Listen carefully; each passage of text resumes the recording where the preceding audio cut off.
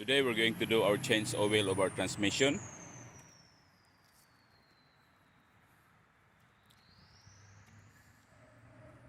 The oil is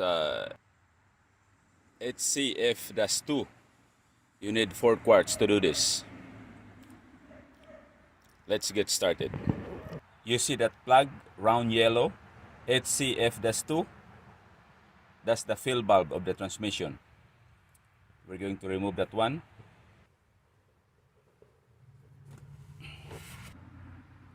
So this is the oil that you need, HCF-2. You just need a 3/8 drive to loosen the plug of the transmission.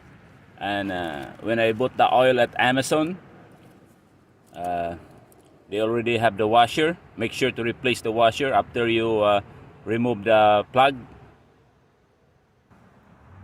This is the location of the plug. So I already loosened it. So it's not that hard. It's on the driver's side. I already removed the drain. Now it's draining.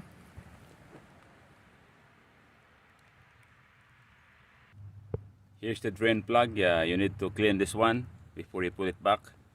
And don't forget to replace the washer. This is 3/8 drive.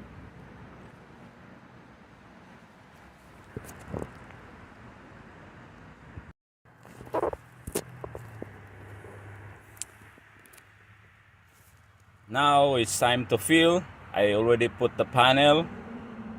And I'm going to start filling now the oil.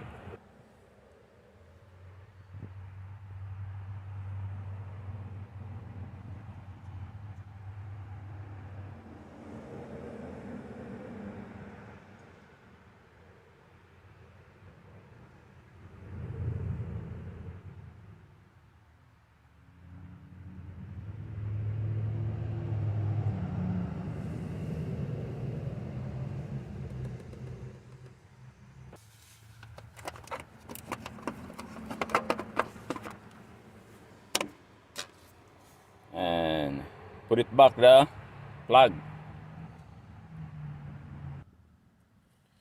After that, we're going to start the engine.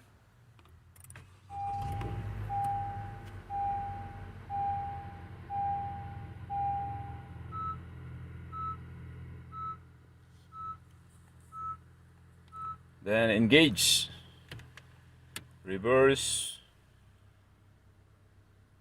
Make sure that the oil will flow to the gear.